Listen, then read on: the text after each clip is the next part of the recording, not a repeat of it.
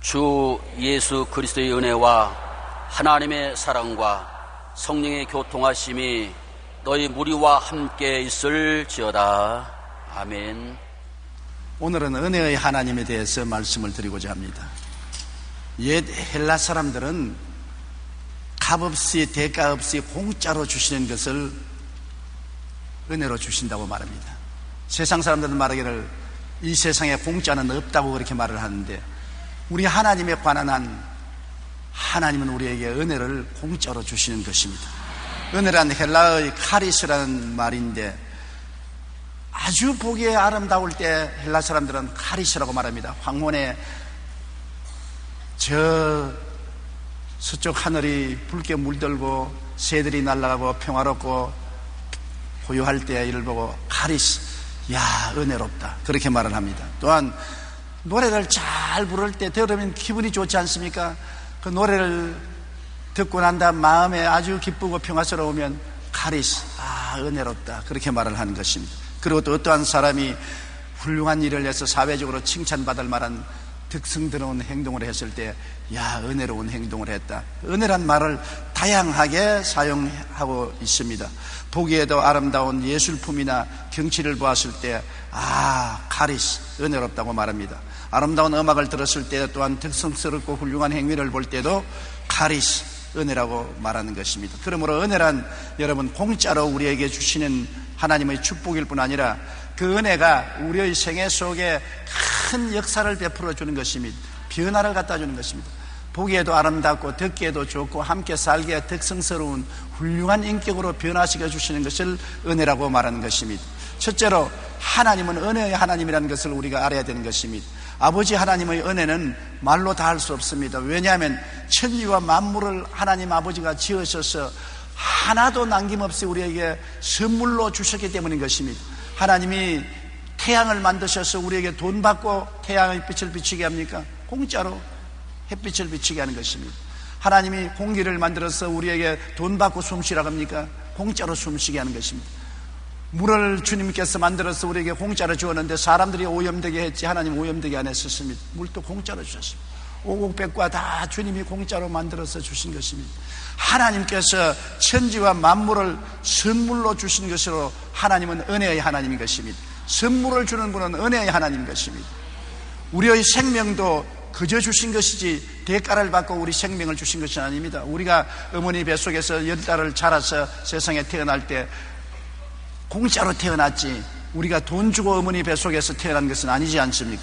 사도행전 17장 24절로 25절에 우주와 그 가운데 있는 만물을 지으신 하나님께서는 천지의 주제시니 이는 만민에게 생명과 호흡과 만물을 친히 주시는 이심이라고 말씀한 것입니다. 여러분이 오늘 이 시간 생명이 있고 숨쉬고 사는 것이 전부 하나님의 은혜인 것입니다. 제가 옛날에 폐병 걸려서 죽게 되었을 때 숨쉬는 것이 얼마나 큰 축복의 은혜인 것을 깨달았습니다. 폐가 많이 상하니까 숨을 잘 쉴 수가 없어요. 들어누워 있으면 숨이 막혀서 죽을 것 같아요. 그래서 벽에 기대어서 억지로 숨을 쉬는데 조금이라도 잠이 들고 억지로 숨을 못 쉬게 되면 기겁을 하고 놀랍니다. 숨이 탁 트게 닿아서 죽을 것 같습니다. 그때 숨을 시원하게 쉰다는 것이 얼마나 큰 축복의 은혜인 것을 깨달은 것입니다. 사람이 배가 고파 보면 밥이 얼마나 복스러운 것을 알게 되고 목이 말라 보면 물이 얼마나 귀중하고 은혜로운 것을 알게 된 것처럼 숨을 못 쉬게 되니까 한 모금 숨을 편안하게 쉬는 것이 얼마나 큰 축복이고 은혜인 것을 알게 된 것입니다. 여러분, 이와 같이 우리의 숨 쉬는 것도 하나님께서 은혜로 우리에게 주신 것이므로 모든 것을 하나님께 감사하면서 우리가 숨도 쉬고 먹기도 하고 마시기도 하고 자기도 하고 깨기도 해야 될 것인 것입니다. 우리 하나님은 그 무엇보다도 구주 예수님을 선물로 주신 것입니다. 우리 조상이 하나님을 반역하여 죄를 짓고 그 죄를 상속으로 받은 우리들은 태어날 때부터 속에 죄의 부패가 들어있어서 죄를 짓고 불의하고 추악하고 버림을 받아야 마땅한 삶을 살아가고 있는 것입니다. 사람들은 죄의 부패를 떠날 수가 없어요. 속에 심겨져 있는 것입니다. 콩 심은 데 콩 나고 팥 심은 데 팥 나는 것처럼 아담과 하와를 심은 것은 죄의 부패로서 우리가 열매를 맺게 되어 있는 것입니다. 이 죄의 부패를 없앨 수 있는 분은 하나님의 아들 예수님밖에 안 계신 것입니다. 예수님은 친히 이 땅에 오셔서 몸짓고 피를 흘려 우리의 죄성을 도말하시고 우리에게 거듭나게 해서 새로운 심령을 심어준 하나님의 아들인 것입니다. 요한 1서 4장 9절로 10절에 하나님의 사랑이 우리에게 이렇게 나타난 바 되었으니 하나님이 자기의 독생자를 세상에 보내시면 그로 말미암아 우리를 살리려 하심이라. 사랑은 여기 있으니 우리가 하나님을 사랑한 것이 아니요 하나님이 우리를 사랑하사 우리 죄를 속하기 위하여 화목제물로 그 아들을 보내셨습니다. 여러분, 언제 우리가 먼저 하나님을 사랑했습니까? 우리는 하나님을 알지도 못하고 사랑하지 않았는데 하나님이 우리를 택하시고 부르셔서 그 아들 예수님을 보내셔서 십자가에 못 박아 몸짓고 피 흘려서 그 은혜를 우리에게 값없이 선물로 주신 것입니다. 그 은혜로 말미암아 믿음으로 구원을 받았으니 이것이 너희에게서 난 것이 아니요 하나님의 선물이라고 성경에 말하고 있는 것입니다. 그러므로 예수 그리스도는 순수하게 하나님의 선물인 것입니다. 하나님께서 여러분 크리스마스 선물을 받는 것처럼 예수 그리스도를 여러분에게 선물로 주셔서 우리는 아무 자격이 없는데도 불구하고 하나님의 은혜로 선물을 받아서 영혼의 구원을 받고 영생의 축복을 얻게 된 것입니다. 생각할수록 감격하지요. 그러고 난 다음에 또한 하나님은 예수님이 죽었다가 부활 승천하시고 난 다음에 예수님이 그 자리에 성령을 선물로 주셔서 성령이 보혜사로서 우리를 돕게 해주신 것입니다. 보혜사란 말은 하나님께로부터 보내심을 받아 우리를 돕기 위해서 항상 우리 곁에 계신 분을 말하는 것입니다. 오늘 예수 믿는 사람 곁에는 돕는 자 보혜사가 항상 같이 계신 것입니다. 우리가 알든지 모르든지 성령은 바람같이 우리와 함께 계셔서 우리를 돕기를 원하시고 계신 것입니다. 그렇기 때문에 성령이 보혜사로서 돕기 위해서 우리와 같이 계신 것을 우리가 알면은 성령님을 인정하고 환영하고 모셔드리고 의지하고 도움을 간구하면 성령께서 언제나 오른손의 능력으로 우리를 도와주시는 것입니다. 오늘날 많은 사람이 이 세상에 살면서 성령의 도우심을 받지 못하는 이유는 성령이 있음도 알지 못하기 때문인 것입니다. 성령이 우리와 같이 있음도 알지 못하는데 어떻게 도움을 받습니까? 가정교사가 우리와 같이 있는데도 인정을 하지 않으면 아무런 도움을 받을 수가 없습니다. 가정교사가 있는 것을 인정하고 도움을 청해야죠. 우리는 매일매일 성령님이여 나를 기도할 수 있도록 도와주시옵소서, 말씀을 사랑하도록 도와주시옵소서, 하나님께 가까이 나가도록 도와주시옵소서, 지혜와 총명과 모략과 재능과 지식을 허락하여 주시옵소서. 도움을 청하면 주시는 것입니다. 성령은 구하라 주실 것이요 찾으라 찾을 것이요 문을 두드리라 열릴 것이라고 말한 것입니다. 구하지 않은데 주지 않습니다. 찾지 않은데 찾게 하지 않습니다. 문을 두드리지 않은데 열어주지 않는 것입니다. 오늘날 너무 많은 사람들이 하나님의 도움을 구하지 않기 때문에 받지 못하는 것입니다. 없는 것은 구하지 않기 때문에 없다고 말하는 것입니다. 성령을 선물로 주신 것을 감사해야 됩니다. 사도행전 2장 17절에 하나님이 말씀하시기를 말세 내가 내 영을 모든 육체에 부어주리니 너희 자녀들은 예언할 것이요 너희 젊은이들은 환상을 보고 너희 늙은이들은 꿈을 꾸리라고 말했었으며, 사도행전 2장 38절에 너희가 회개하여 각각 예수 그리스도 이름으로 침례를 받고 죄사함을 받으라 그리하면 성령을 선물로 받으리라. 대가를 주고 선물을 받는 것이 아니라 공짜로 선물로 받는 것입니다. 우리가 죄사함을 받고 나면은 하나님이 선물을 주시는데 성령을 보내주시는 것입니다. 성령은 우리 인간적인 체험으로 말하면 어머니와 같은 것입니다. 하나님이 아버지라면 성령은 어머니와 같은 것입니다. 우리를 자상스럽게 돌보며 오래 참고 우리를 이끌어 주시는 성령님이신 것입니다. 그뿐 아니라 하나님께서는 우리에게 천국을 선물로 주신 것입니다. 여러분, 이 땅에 행인과 나그네와 같이 살다가 죽고 나면 사라지는 것이 아닙니다. 인간이 깨달아야 될 가장 중대한 것은 인간의 지상 삶은 잠시 잠깐이요 지상 삶 이후에가 영원한 삶이 시작된다는 것입니다. 예수님이 이것을 알려주시기 위해서 이 땅에 오셔서 십자가에 못 박여 죽었다가 부활하셨습니다. 예수님이 부활하지 않으셨으면 저 세상에 있는 것을 우리가 증명받을 수 없습니다. 예수님이 죽으셨다가 사망과 음부를 멸하시고 사흘 만에 부활하심으로 그가 하나님의 아들이요 영생의 조상이 되는 것을 우리에게 보여주신 것입니다. 예수님의 제자들이 다 순교를 당했습니다. 왜 하나님 사도들을 순교당하게 했습니까? 그것은 예수님이 부활한 것을 직접 눈으로 보고 난 다음에 죽음을 불사하고까지라도 예수님이 부활한 것을 부정하지 않은 것을 후세에 보여주어서 예수님이 진짜로 부활한 것을 우리가 깨달아 알게 만들어 주신 것입니다. 그냥 예수님이 부활했다면 우리가 안 믿을지도 모릅니다. 그러나 부활한 예수님을 직접 만나고 함께 식사를 하고 대화를 하는 그 제자들은 나중에 예수 그리스도의 부활을 전가하다가 하나 없이 잡혀서 목숨을 바친 것입니다. 예수님이 부활했다고 증거만 안 하면 살려주겠다는데도 불구하고 우리는 예수님이 부활한 것을 눈으로 보고 그 말씀을 듣고 손으로 만져보고 함께 식사를 나누는 우리들이기 때문에 부인할 수 없다. 그래서 12명의 제자가 모두 다 순교를 당했었습니다. 이를 통해서 보게 될 때 예수님의 부활은 우리가 확실한 사건인 것을 알 수 있는 것입니다. 이 부활 사건을 통해서 우리에게는 천국이 있는 것을 의심하지 않고 믿을 수가 있는 것입니다. 그리스도를 통해야 천국에 갈 수 있고 예수를 저버리면 천국에 가지 못하고 영원한 지옥에 떨어지는 것입니다. 눈물과 고통과 탄식과 고통이 끊이지 않는 그 지옥에 떨어진다는 것이 얼마나 무섭습니까? 예수님은 요한복음 14장 1절로 3절에 말씀하기를 너희는 마음에 근심하지 말라. 하나님을 믿으니 또 나를 믿어라. 내 아버지 집에 거할 곳이 많도다. 그렇지 않으면 너희에게 일렀으리라. 내가 너희를 위하여 거처를 예비하러 가노니 가서 너희를 위하여 거처를 예비하면 내가 다시 와서 너희를 내게로 영접하여 나 있는 곳에 너희도 있게 하리라고 말씀한 것입니다. 예수님이 지금 계신 천국에 여러분과 저를 데리고 가서 함께 있게 만들어주겠다고 약속하셨으니 우리가 예수 믿으면 걱정할 것이 없지 않습니까? 이 땅에 사는 동안에 아무리 고통과 괴로움이 많다고 하더라도 이 땅의 삶이 영원히 계속되는 것은 아닙니다. 이 땅의 삶은 언제고 끝나고 마는 것입니다. 사람이 살면 70이요 강건하면 80입니다.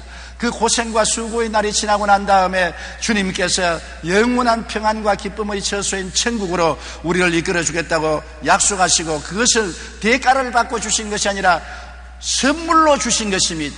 하나님이 만물을 선물로 주시고 그 아들을 선물로 주시고 성령을 선물로 주신 것처럼 천국도 선물로 주셨으므로 믿음으로 받아들이기만 하면 되는 것입니다. 오직 믿음만 요구되는 것입니다. 믿음만 가지면 주의 선물을 받아서 우리는 천국에 들어갈 수가 있는 것입니다. 여러분, 예수님의 은혜를 생각할 때 우리 마음에 감동되지 아니할 수가 없는 것입니다. 하나님의 선물로 세상에 오신 예수님이 우리를 얼마나 사랑했기에 주님이 몸을 찢고 피를 흘렸었습니까? 요한복음 3장 16절로 17절에 보면 하나님의 세상을 이처럼 사랑하사 독생자를 주셨으니 이는 그를 믿는 자마다 멸망하지 않고 영생을 얻게 하려 하심이라. 하나님이 그 아들을 세상에 보내신 것은 세상을 심판하려 하심이 아니요 그로 말미암아 세상이 구원을 받게 하려 하심이라. 여러분을 일일이 따라다니면서 책잡아 심판하려고 한 것이 아니라 여러분의 죄를 대신 청산하고 여러분을 용서하고 구원하기 위해서 예수님이 오신 것입니다. 그러므로 예수님은 구원의 하나님이요 사랑의 하나님이요 영원한 은혜의 하나님이 되시는 것입니다. 자신의 생명을 대속물로 주신 것이니 여러분은 얼마나 큰 은혜인 것입니까? 돈을 준 것이 아닙니다. 의복을 준 것이 아닙니다. 주님께서 우리에게 무슨 기술을 가르쳐 준 것이 아닙니다. 당신의 생명을 선물로 준 것입니다. 살을 찌어서 먹여주시고 피를 흘려서 마시게 주신 것입니다. 받아 먹으라 이는 내가 너를 위하여 찢는 살이라고 말씀하시고 받아 마시라 이는 내가 너를 위해서 흘리는 죄사함의 피라고 말씀하신 것입니다. 인자가 온 것은 섬김을 받으려 함이 아니라 도리어 섬기려 하고 자기 목숨을 많은 사람의 대속물로 주려 함이라고 말한 것입니다. 그가 찔리면 우리 허물을 인함이요 그가 상하면 우리 죄악 때문이라. 그가 징계를 받음으로 우리는 평화를 누리고 그가 채찍에 맞음으로 우리는 나음을 입었도다. 예수님의 십자가의 공로로 말미암아 용서와 의와 평강을 선물로 얻었으며 마귀와 세상을 이기고 거룩함과 성령 충만을 선물로 얻었으며 주님 채찍 맞은 공로로 말미암아 치료와 건강을 선물로 얻었으며 주님이 십자가에 매달려 저주받음으로 아브라함의 복을 은사로 받았으며 주님께서 죽었다가 부활하심으로 영생 천국을 선물로 받게 된 것입니다. 예수님 안에서 영혼이 잘되고 범사에 잘되며 강건하고 생명을 얻되 넘치게 얻는 선물을 받게 된 것입니다. 진리를 알지니 진리가 너희를 자유케 하리라고 말씀한 대로 이를 깨달아 알아야 되는 것입니다. 그리고 이것을 마음에 받아들이고 이렇게 하나님이 십자가를 통하여 우리에게 은혜를 주신 것을 꿈꾸고 믿고 입술로 시인하고 나아가면 이 은혜가 여러분 속에 활성화되어 나타나기 시작하는 것입니다. 우리는 예수 그리스도의 십자가의 은혜를 항상 우리 마음속에 간직하고 은혜 속에 살며 은혜의 성령님께 늘 의지하고 살아야 되는 것입니다. 자신을 보혜사로 내주신 성령님은 자신을 어머니로 내주신 여성과 같은 것입니다. 어머니가 어린아이를 얼마나 오랜 인내를 가지고서 똥오줌 받아내시고 돌봐주시고 길러주시지 성령께서 얼마나 오랜 인내력을 가지고 우리의 잘못을 찾아 참으시고 다시 깨우치시고 회개시켜 주시고 하나님께로 나아갈 수 있도록 기도를 해주시고 도와주시는 역사를 성령이 베풀어 주시는 것입니다.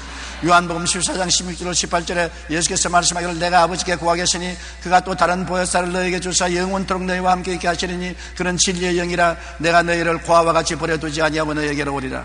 고아와 같이 버려두지 않고 성령이 우리에게 오신 것은 예수님이 오신 것과 마찬가지인 것입니다.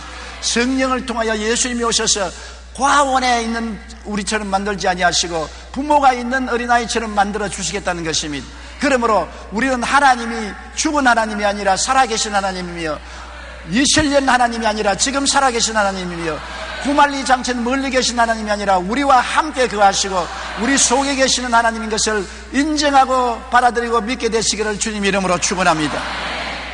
하나님은 현실적인 하나님이요 꿈속에 계신 하나님이 아니신 것입니다. 여러분, 성령께서는 하나님 아버지와 예수님의 은혜를 우리에게 시시각각으로 깨닫게 해주시고 체험하게 해주시는 것입니다. 요한복음 14장 26절에 보혜사 곧 아버지께서 내 이름으로 보내실 성령 그가 너희에게 모든 것을 가르치고 내가 너희에게 말한 모든 것을 생각나게 하시리라. 성령께서 우리에게 가르치고 기억나게 만들어 주시는 것입니다. 저는 언제나 강단에 서면 놀라운 체험을 합니다. 하나님 말씀을 전거할 때 제가 도저히 상상할 수 없던 하나님의 말씀이 마음속에 기억이 나고 하나님이 가르치심이 깨달아지게 되는 것입니다. 강단에 설 때하고 강단에서 내려갈 때하고 그렇게 틀리는 것입니다. 성령께서 역사하실 때는 내가 말할 수 없는 말도 깨닫게 해주시고 잊어버린 것을 기억나게 해주시고 하늘나라가 살아서 역사하게 도와주시는 것입니다. 고린도전서 2장 10절에 오직 하나님이 성령으로 이것을 우리에게 보이셨으니 성령은 모든 것 곧 하나님의 깊은 것이라도 통달하시느니라. 하나님의 성령이 하나님의 깊은 비밀을 마음속에 깨닫게 해주는 것입니다. 이것은 학교에서 배우는 공부가 아닙니다. 우리가 연구해서 깨닫는 것이 아닙니다. 어두움에서 빛이 비치면 모든 것이 환하게 보이는 것처럼 계시를 통해서 깨닫게 만들어주는 것입니다. 그러므로 항상 성령께 의지하면 성령이 진리를 계시해 주시고 깨닫게 해주시고 알게 만들어 주시는 것입니다. 성령으로 알게 되면 은혜가 충만하고 기쁨이 넘쳐나게 되는 것을 우리는 체험하게 되는 것입니다. 둘째로 여러분, 율법과 은혜를 우리가 분명히 분별해서 알아야 되는 것입니다. 율법은 하나님께서 시내산에서 모세를 통해서 주신 것인데 10계명 및 613개의 법을 주신 것입니다. 율법은 죄를 지적하고 정죄하며 심판하는 것이 율법입니다. 거울 보십시오. 거울이 여러분 화장해 줍니까? 거울을 여러분 들여다보면 머리가 흥크러진 것을 보여주시고 눈썹이 잘 그려지지 않은 것이나 립스틱이 밖으로 묻은 것이나 얼굴을 화장 잘못한 것이나 이런 것을 보여주는 것입니다. 그러다가 거울아 머리를 바르게 잘 빗게 해줘, 거울아 얼굴 치장을 고쳐줘, 립스틱을 바르게 발라줘. 아무래도 거울은 그런 것을 못합니다. 거울은 우리의 모습을 보여줄 따름인 것입니다. 율법은 우리의 참 모습을 보여줄 따름이지 우리를 씻어주거나 구원해주는 힘은 없는 것입니다. 그런데 우리는 원래부터 죄 중에 태어나서 죄를 먹고 마시며 살았기 때문에 율법의 거울 앞에 서면 나타나는 것이 죄밖에 안 보이는 것입니다. 우리는 나무 잎사귀보다 더 썩어지고 패리한 우리들인 것입니다. 걸레보다도 더 더러운 옷을 입고 있는 것입니다. 모든 사람이 죄를 범하였으니 하나님의 영광에 이르지 못합니다. 로마서 3장 20절에 율법의 행위로 그의 앞에 의롭다 하심을 얻을 육체가 없나니 율법으로는 죄를 깨달음이라. 하나님의 율법을 통해서 구원받을 수가 없습니다. 왜냐하면 전부 죄인으로 드러나고 하나님 앞에 도망치게 만들어주는 것입니다. 죄인이 벌거벗은 양심을 가지고 하나님 앞에 설 수가 없지 않습니까? 율법 앞에서는 설 수 없으므로 다 도망을 치고 숨어버리고 마는 것입니다. 그러므로 율법으로서 구원받을 사람은 아무도 없는 것입니다. 신의 산 앞에 서면은 그거는 하나님의 내성병력과 벼락만 치는 것이지 아무런 도움을 받을 수가 없는 것입니다. 율법하에서 여러분 구원받을 사람은 이 땅에 아무도 없는 것입니다. 율법은 인간의 죄성과 교만을 드러내는 것입니다. 우리가 얼마나 많은 죄를 지었다는 것을 백열천하에 드러내고 얼마나 오만하고 교만하는 것을 율법은 우리를 밝히 비추어서 드러내는 것입니다. 로마서 7장 7절로 9절에 율법으로 말미암지 않고는 내가 죄를 알지 못하였으니 곧 율법이 탐내지 말라 하지 아니하였더라면 내가 탐심을 알지 못하였으리라. 그러나 죄가 기회를 타서 계명으로 말미암아 내 속에서 온갖 탐심을 이루었나니 이는 율법이 없으면 죄가 죽은 것임이라. 전에 율법을 깨닫지 못했을 때는 내가 살았더니 계명이 이름에 죄는 살아나고 나는 죽었도다. 율법이 없을 때는 자기가 깨끗한 줄 압니다. 거울이 없을 때는 자기 얼굴에 숯구멍이 묻어도 숯구멍 묻은 줄 모르고 당당하게 합니다. 그러나 그 우울이 있으니까 숯구멍이 먹고 더러운 것을 알므로 부끄러워서 밖에 못 나가는 것처럼, 율법이 없을 때는 자기가 죄인이 아닌 줄 알고 당당하게 나갔다가 율법이 들어오고 보니 모든 것이 죄라, 천지의 죄가 꽉 들어차 있으니 그 형태로서는 하나님 앞에 나설 수가 없어 도망을 치고 땅굴을 파고 숨으려고 애를 쓸 수밖에 없게 되는 것입니다. 인간의 죄성과 교만은 율법이 오면 밝게 드러나는 것입니다. 그런데 이 율법을 어떻게 처리하는 것입니까? 나의 힘으로 능으로 율법을 처리할 수가 없는 것입니다. 나의 속에 드러난 죄를 청산할 수 없는 것입니다. 오직 용서를 받아야 되는데 누가 용서를 해줍니까? 예수님이 십자가에 못 박여 내 죄를 대신 짊어지고 몸짓고 피 흘려서 나의 죄를 청산해 주셨으므로 예수님의 은혜로서 용서를 받을 수가 있는 것입니다. 여러분이 적은 빚을 지면은 여러분이 갚을 수 있지만은, 여러분이 한 사람의 빚을 10억 이상 100억의 빚을 지면 못 갚아요. 10억의 빚을 어떻게 갚습니까? 더구나 100억의 빚을 어떻게 갚습니까? 1000억 1조 원이 되는 빚을 어떻게 갚습니까? 우리가 짊어진 죄는 여러분 돈으로 환산하면 100억이나 1조 원 같은 빚과 같은 것입니다. 평생을 벌어도 못 갚아요. 못 갚으면 그 대신 벌을 받아야죠. 그 벌은 지옥에 떨어지는 것입니다. 이 빚을 청산해 준 자가 누구냐? 예수님이 청산해 주신 것입니다. 빚이 없는 예수님이 하나님 아들로서 죄 없이 동정녀 마리아를 통해서 태어나서 이 땅에 33년 동안 사시고 십자가에 올라가서 우리가 갚을 수 없는 빚을 다 대신 짊어지고 청산하시고 내가 다 갚았다고 외치시고 우리가 주님께 나오기만 하면은 그 보혈로서 죄를 씻어주시고 청산해버리는 것입니다.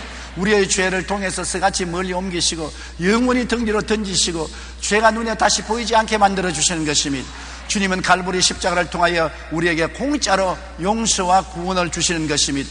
죄악을 대신 갚으시고 용서와 회개와 구원을 주시니 이것이 바로 은혜의 구원인 것입니다. 로마서 5장 8절로 9절에 우리가 아직 죄인 되었을 때 그리스도께서 우리를 위하여 죽으심으로 하나님께서 우리에게 대한 자기의 사랑을 확증하시느니라. 그러면 이제 우리가 그의 피로 말미암아 의롭다 하심을 받았으니 또 그로 말미암아 진노하심에서 구원을 받을 것이니라. 이제는 하나님께 심판을 받을 이유가 없습니다. 예수님의 보혈로 우리가 덮어섰으니까 보혈이 말합니다. 내가 갚았다. 하나님, 내가 다 갚았어요. 이 피를 보십시오. 내가 다 갚았으니 이 사람에게 심판을 내리지 못합니다. 예수의 피가 여러분과 나의 우산이 되어서 우리를 막아주시기 때문에 하늘이 내려오는 진노가 예수님의 보혈의 우산에 부딪히면 다 없어져 버리고 마는 것입니다.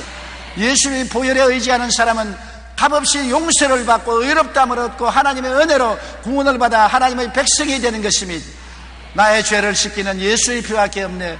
다시 선케하기도 예수의 피밖에 없네. 예수의 피를 의지하는 사람은 누구나 멸망하지 않고 영생을 얻을 수가 있게 되는 것입니다. 이것이 갈보리 십자가를 통해서 주는 주님의 은혜인 것입니다. 주님께서는 은혜뿐 아니라 갈보리 십자가를 통하여 우리에게 변화를 주는 것입니다. 새 사람, 거듭난 사람을 만들어주는 것입니다. 고린도후서 5장 17절 그런즉 누구든지 그리스도 안에 있으면 새로운 피조물이라 이전 것은 지나갔으니 보라 새 것이 되었도다. 예수를 믿으면 이전 사람 아담의 사람은 지나가버린 것입니다. 그리스도 안에서 새로운 피조물이 되어서 새 사람으로 거듭나는 것입니다. 죄가 물러가고 용서와 의로운 사람이 되고 세속이 물러가고 거룩한 사람이 되고 질병이 물러가고 치료받은 사람이 되고 저주가 물러가고 아브라함의 복을 받은 사람이 되고 멸망이 물러가고 영생복락이 얻은 사람이 되는 것입니다.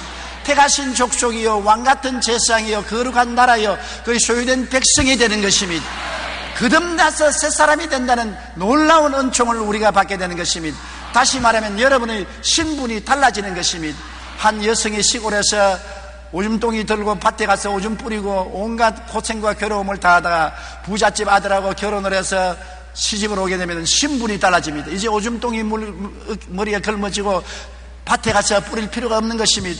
수고하고 고통당할 필요가 없는 것입니다. 부잣집 며느리가 되어서 이제는 온 영화를 누리고 살 수 있는 신분상 변화를 가져온 것입니다.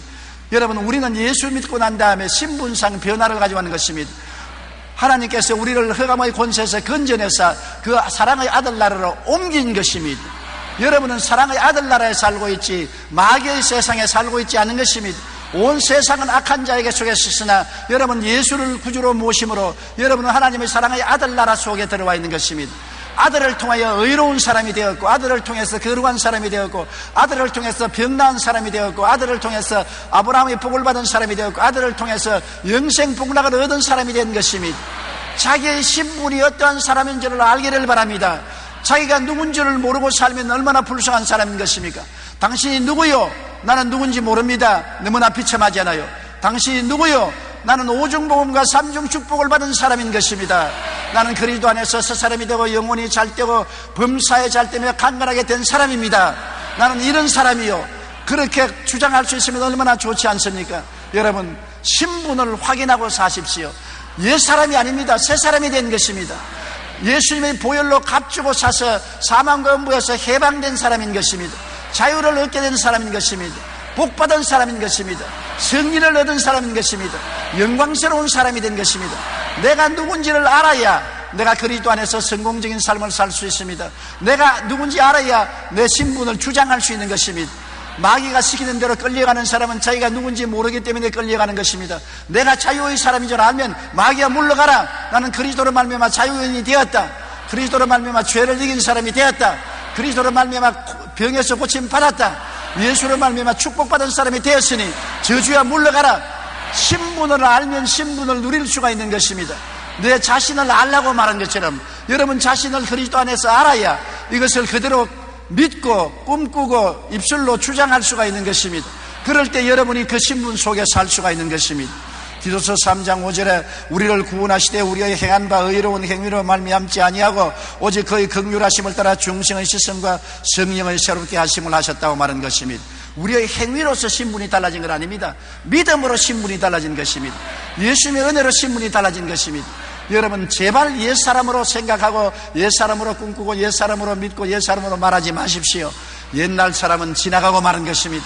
여러분 새 사람이 된 것입니다. 여러분은 성공한 사람이 된 것입니다. 복받은 사람이 된 것입니다. 하늘나라 시민이 된 것입니다. 하나님과 함께 사는 사람이 되어버리고 마는 것입니다. 이러한 영광을 누리는 여러분 되시기를 바랍니다. 셋째로 우리가 은혜를 받으면 어떻게 될까요? 아버지 하나님의 은혜와 예수 그리스도의 은혜와 성령님의 은혜를 우리가 마음속에 받으면 어떠한 체험을 하게 되는 것입니까?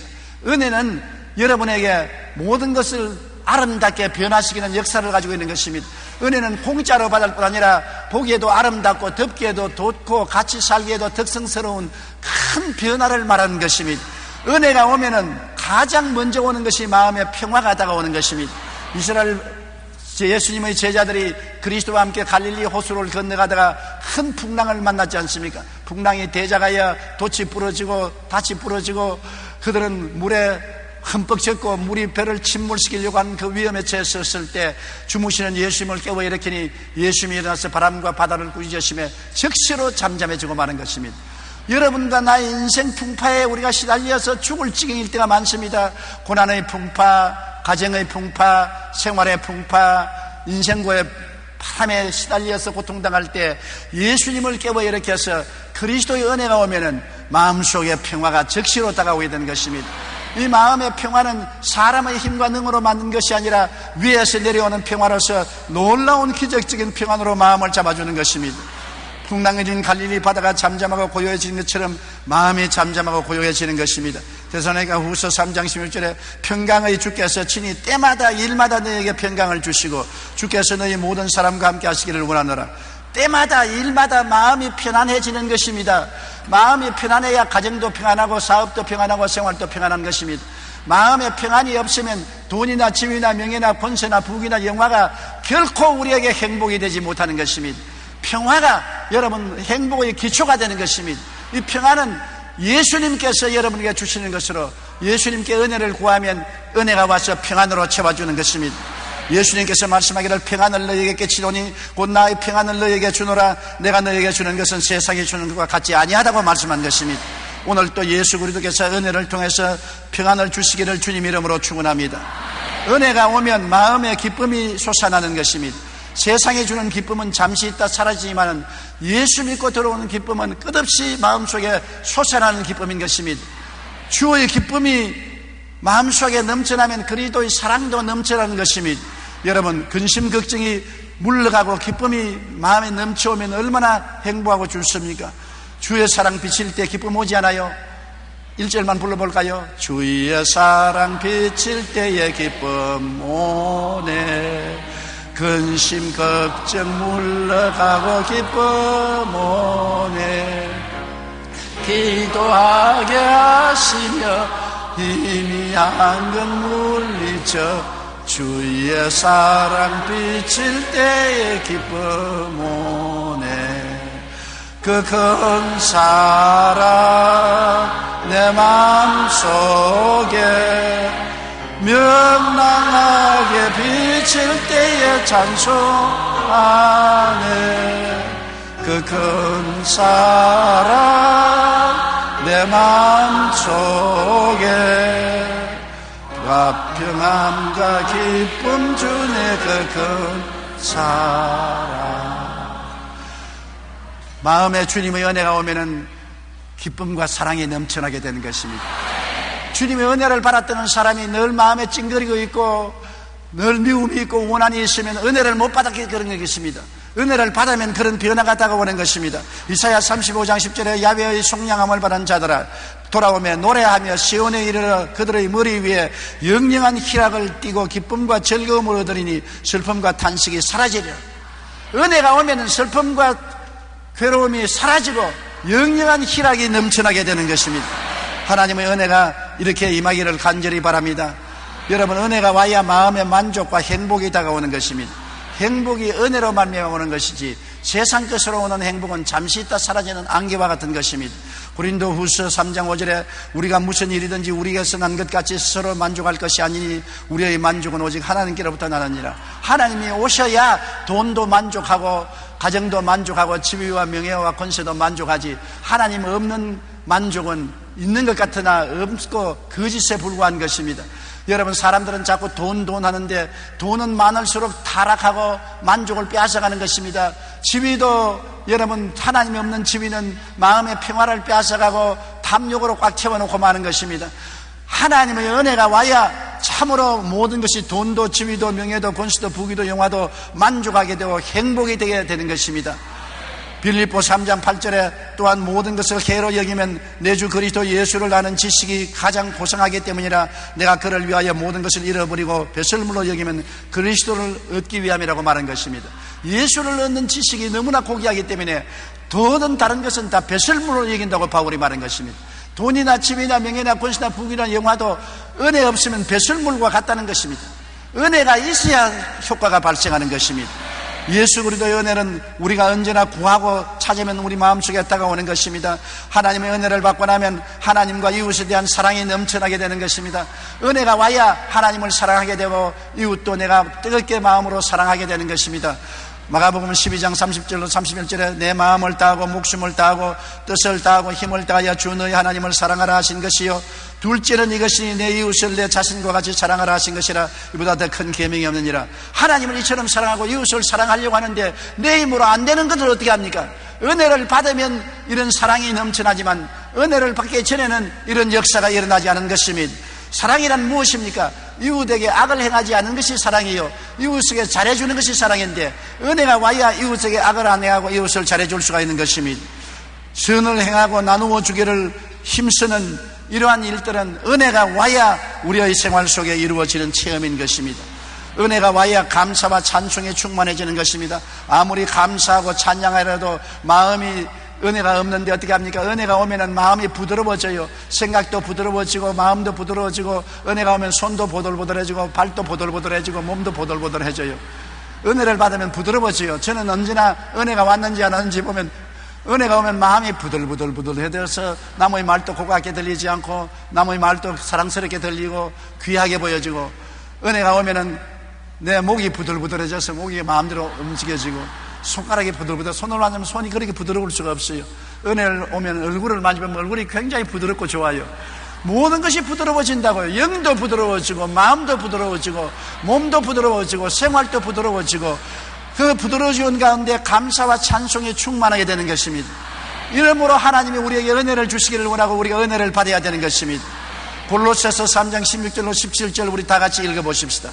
그리스도의 말씀이 너희 속에 풍성히 거하여 모든 은혜로 피차 가르치며 권면하고 시와 찬송과 신령한 노래를 부르며 감사하는 마음으로 하나님을 찬양하고 또 무엇을 하든지 말에나 일에나 다 주 예수 이름으로 하고 그를 힘입어 하나님 아버지께 감사하라. 은혜가 와야 찬송하고 노래 부르고 감사하고 예수 이름으로 힘입어 하나님 아버지께 감사할 수 있지. 은혜가 없는데 마음이 굳어지고 딱딱해지는데 그런 일이 일어날 수가 있습니까? 없지요. 저는 늘 내 마음속에 기억나는 것은 제가 평신도 때 부산 공설운동장에 미국에서 나온 유명한 부흥사가 천막을 치고 부흥회를 했습니다. 그런데 밤에 도둑놈들이 와서 천막을 찢어가요. 그래서 나는 그때 평신도이기 때문에 교회에서 밤 철야를 하면서 그 천막을 지켰습니다. 근데 늦가을이라 얼마나 춥던지 그때는 담요도 없어서 가만히 몸에 이렇게 둘러치고서 엎드리는데 밤에 철야하는 사람이 한 20, 30명 신세가 고약한 사람들만 모여서 철야를 해요. 그때. 그런데 아주 무식한 노동자 한 사람이 간증을 하러 일어나서 간증을 하는데 나는 그때 그 간증을 듣고 너무나 실망하고 저런 사람이 예수 믿는 사람이기 때문에 저 사람 보면 누가 예수를 믿겠냐고 생각하는 것은 왜냐하면 보이소 내 말 좀 들어 보이소 내가 그만 부흥에 와서 은혜를 안 받았는겨 은혜를 받았는겨 막 손이 보들보들합니다 내 손 좀 보이소 막 손이 막 보들보들하고 막 얼굴도 보들보들하고 막 온몸이 다 부들부들하는 게요 여러분 은혜를 받았으니까 이렇게 부들부들해요 그래서 내 속으로 그때는 저런 무식한 놈이 어디 있냐 은혜를 받으면 마음에 기쁨이 오고 평안이 온다고 뭐라도 무슨 손이 부들부들하고 얼굴이 부들부들하고 발이 부들부들하고 저렇게 무식한 소리를 하기 때문에 사람들이 저런 사람 보고 예수를 믿겠냐 그렇게 제가 비난을 했습니다. 그런데 이제 내가 보면 그 사람이 진짜로 솔직하게 주님을 잘 믿는 사람인 것을 아는 것은 제가 은혜를 받고 보니까 손이 보들보들하고 얼굴이 보들보들하고 몸도 보들보들하고 마음도 보들보들하고 부드러워지는 것을 느끼는 것입니다. 그래서 예수 믿는 사람들이 은혜를 받아야 부딪혀도 부들부들하기 때문에 싸움을 안 해요. 뼈다귀 때문에 딱딱하면 부딪히면 딱딱 소리가 나고 괴로우니까 조금만 부딪혀도 고함을 치고 싸움을 하지만은 은혜가 있으면 부들부들해서 부딪혀도 부들부들하고 욕을 얻어먹어도 부들부들하고 불의를 당해도 부들부들하고 부드러운 신자가 되기 위해서는 은혜를 받아야 되는 것입니다. 감사와 찬송은 은혜 없이 우리가 일어나지 않지 않습니까? 습관적이고 율법적이고 의식적인 신앙은 딱딱하고 이기주의적이고 자기중심주의적이고 평안과 기쁨과 행복이 없습니다. 은혜 속에 살기 위해서는 항상 기도하고 말씀 읽고 하나님 중심의 삶으로 성령 충만해야 되는 것입니다. 우리가 성령으로 말미암아 하나님께 은혜를 달라고 늘 구하면 은혜를 주시는 것입니다. 아침에 일어나서 하루를 출발하기 전에 하나님 오늘 또 하나님 은혜를 주셔서 은혜 가운데 부드러운 마음을 가지고 행복과 기쁨과 찬양을 가지고 살게 해 주시옵소서. 또 낮에도 하나님께 은혜를 달라고 또 부르짖고 저녁에 잠들기 전에도 은혜를 달라고 부르짖고 남편 만나기 전에 은혜를 달라고 부르짖습니다. 그래야 남편하고 안 싸우지요. 아내를 만날 때도 은혜를 주시옵소서. 부모를 만날 때 자식을 만날 때도 은혜를 주시옵소서. 이웃을 만날 때도 은혜를 주시옵소서. 은혜는 우리에게 호흡과 같고 마시는 물과 같은 것입니다. 항상 호흡을 해야 살고 물을 마셔야 사는 것처럼 예수 믿는 사람은 은혜를 마시고 먹고 은혜를 체험하고 은혜 가운데 살아야 우리의 신앙생활이 올바르게 되는 것입니다. 그런데 은혜는 구해야 얻지 구하지 않으면 얻을 수가 없는 것입니다. 아버지에게도 구해야 얻고 예수님께 구해야 얻고 성령께 은혜를 달라고 구해야 얻는 것입니다. 구하라 주실 것이요 찾으라 찾을 것이요 문을 두드리라 열릴 것이라고 말한 것입니다. 오늘 또 여러분 기도할 때 은혜를 달라고 하늘께 간구하면 하나님이 은혜를 반드시 주시는 것입니다. 하나님은 은혜를 주시기 위해서 기다리는 것입니다. 왜냐하면 은혜는 공짜로 주시는 것이기 때문에 값으로 주는 것이 아니므로 믿음으로 구하면 주시게 되어 있는 것입니다. 내가 공로를 세워야 받는 것이면 공로 없이면 구할 수가 없는 것입니다. 내가 돈을 내야 주는 것이면 돈 안 내고는 받을 수가 없는 것입니다. 내가 훌륭한 사람이 되어야 받는 것 때문에 훌륭한 사람이 되지 못하면 못 받습니다. 그러나 은혜는 선물인 것입니다. 공짜로 주는 것입니다. 잘났든 못났든 무식하든 유식하든 미인이든 못난 사람이든 상관하지 않습니다. 믿기만 하면 은혜를 주시는 것입니다. 믿음으로 구해서 은혜를 받아 은혜 속에 사는 여러분 되시기를 주님 이름으로 축원합니다. 매일매일 은혜 속에 살면 여러분도 행복하고 이웃 사람도 행복하고 하나님도 행복하고 여러분 인생살이가 기쁘고 즐거움에 넘치게 되는 것입니다. 우리 다 같이 고개 숙여 기도드리겠습니다. 하늘에 계신 우리 아버지여, 우리에게 새 사람이 되고 하시고 새로운 피조물이 되게 하시고 세상 사람이 갖지 못하는 은혜를 선물로 주심을 감사합니다. 하나님이 은혜로 주신 세계를 깨달아 알고 감사드리고, 예수님이 은혜로 주신 구원을 받고 감사하고, 성령님이 은혜로 돌봐주심을 알고 감사하고, 또 하나님 삼위일체 하나님이 우리의 생활 속에 공기와 같이 물과 같이 부어주시는 은혜를 항상 누리게 해주심을 감사드립니다. 아버지 하나님, 오늘 저로부터 시작해서 우리 성도 전체가 은혜를 넘치게 받도록 하여 주시옵시고, 은혜의 즐거움과 부드러움과 행복과 기쁨 속에 찬양하며 살 수 있도록 도와주시옵소서. 값없이 주시는 하나님의 은혜를 우리가 넘치게 받아서 은혜 있는 성도가 되고 은혜 없는 성도가 되지 말게 도와주시옵소서. 은혜의 기적 속에 사는 우리들이 되게 하여 주시옵소서. 예수님 이름 받들어 기도드리옵나이다. 아멘.